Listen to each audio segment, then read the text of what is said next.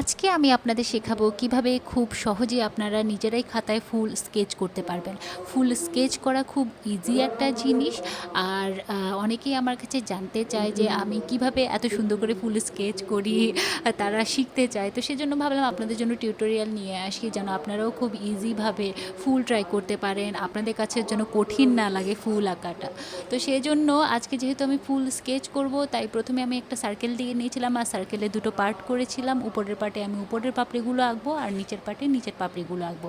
ঠিক সেভাবেই আমি প্রথমেই নিচের পাপড়িগুলো এঁকে নিয়েছিলাম আর তারপর আমি উপরের পাপড়িগুলো এঁকে নিয়েছি। আপনারা তো দেখতেই পাচ্ছেন কিভাবে এঁকেছি। এই যে দেখেন, ফুলটা দেখতেও অনেক বেশি সুন্দর লাগছে।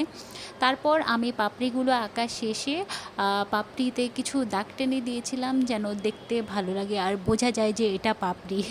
তো যাই হোক, আমি উপরের পাপড়িগুলো এবং নিচের পাপড়িগুলো সবগুলোতেই আমি একটু একটু করে কলম দিয়ে দাগ টেনে নিয়েছি।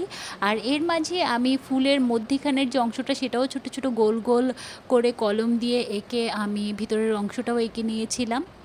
আর সব শেষে আমি ফুলের ডাঁটিটা এঁকে দিয়েছি আর একটু গাঢ় করে নিয়েছিলাম, যেন দেখতেও অনেক বেশি ভালো লাগে। তো যাই হোক, এই যে আমার ফুল আঁকা শেষ। দেখেন কত অল্প সময়ের মধ্যে আমি ফুলটা এঁকে ফেললাম। তো আপনারা যখন আঁকবেন, আপনারাও দেখবেন যে খুব অল্প সময়ের মধ্যে কত সহজে ফুল আঁকা যায়। এটা খুব ইজি একটা জিনিস, আপনারা অবশ্যই ট্রাই করবেন। আর আপনাদের কাছে কেমন লেগেছে অবশ্যই জানাবেন। আর পরবর্তী ভিডিওতে আরও ফুল নিয়ে আপনাদের সামনে হাজির হব।